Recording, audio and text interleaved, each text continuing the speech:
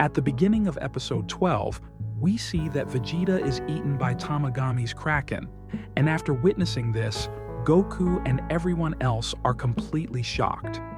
Goku couldn't believe his eyes, because the Vegeta he knew would never give up so easily.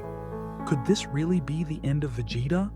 Goku shouts Vegeta's name, hoping he's still alive. But instead of Vegeta, the Kraken comes back out, ready to eat Goku next.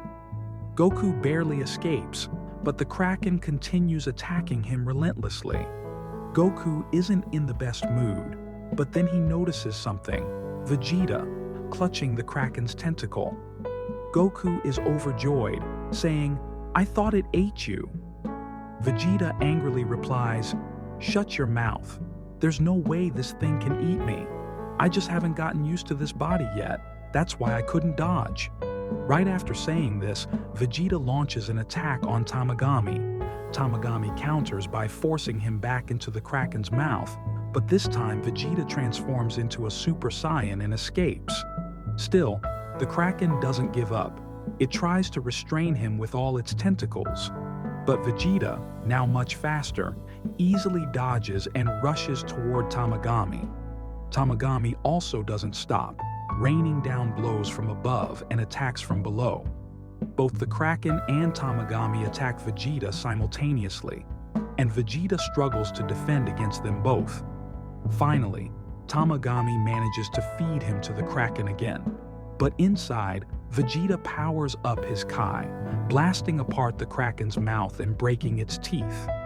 With this, neither is landing a decisive blow, but since Vegeta is now in Super Saiyan form, his speed and strength are much higher, giving him the upper hand. Still, Tamagami refuses to back down, and their fight becomes so fast that the others can't even see it. Watching this, Goku says, now he's fighting seriously. The warm-up is over. Pansy becomes an even bigger fan of Vegeta, shocked to see his golden hair. Is this magic too? She wonders. Meanwhile, we're shown another fight. Tamagami number 1 versus Majin Buu. Tamagami can't understand what's going on because Majin Buu fights more like he's dancing than battling. This unpredictable style makes it impossible for Tamagami to predict any of Buu's moves. All of Majin Buu's attacks land, while Tamagami can't hit him even once. Suddenly, in the middle of the fight, Majin Buu stops, sits on the ground and says, "I want chocolate." Everyone is stunned. Arinsu yells, "Stop acting crazy. You're in a crucial fight. Finish it, and I'll give you all the chocolate you want." But Majin Buu throws a tantrum, lying on the ground and crying like a child. "I want chocolate now." Of course, it's not entirely his fault. He uses Namekian magic to give Tamagami number 2 a massive power boost, making him much stronger. Netting it, Majin Buu finally gets serious. His powerful strikes overwhelm Tamagami, leaving him unable to stand. Even Goma can't believe it, until he notices who's behind this: Arinsu. She should have been on their team, but she's actually helping the Earth Warriors. Realizing he'll lose if he doesn't go all out, Tamagami fights with full strength, but Majin Buu's unpredictability makes it impossible to land a hit. Buu, however, keeps connecting his attacks, and with one fight thousands and millions. Even Arinsu starts sweating. Tamagami demands the total sum. Majin Buu has no idea what's going on. Arinsu shouts, "This is cheating. He beat you in a fight. You should give him the Dragon Ball." But Tamagami ignores her, asking again for the sum. At that moment, Majin Buu quietly mutters the answer so only Majin Buu hears. Buu repeats it confidently, and Tamagami confirms it's correct. Everyone is stunned, even Arinsu, who didn't know the answer herself. As promised, Tamagami gives him the Dragon Ball. Majin Buu hands it over to Arinsu. Later, Majin Buu admits with a smile, being beaten underwater, he sinks to the depths. Just when it looks like the end, his eyes open. He powers up again, releasing such a powerful aura that Tamagami is blasted far away. Then comes the moment every Vegeta fan learned this. Why didn't you tell me? Bulma explains that he'd been training alone for a long time and achieved it already. To show his superiority, Vegeta doesn't even use his hands anymore.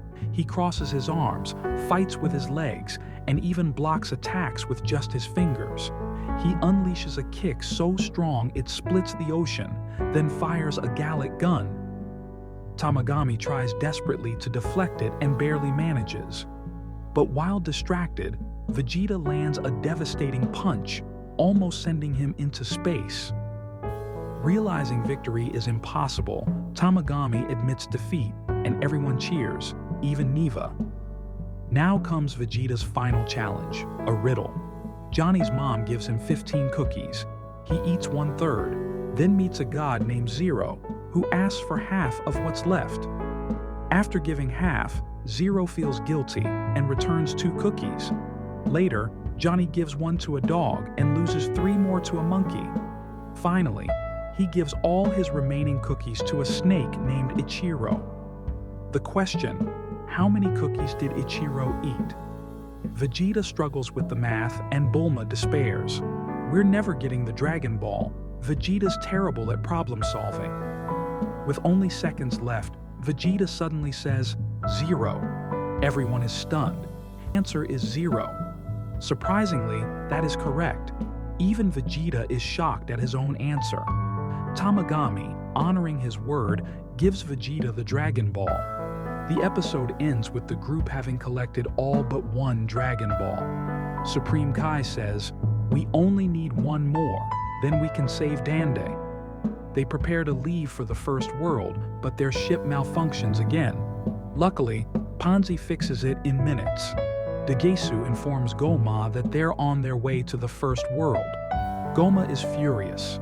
He turned them into kids so they'd stay away, but now that very reason has brought them into the demon world. Angrily, he declares, "If that's how it is, then..." and the episode ends.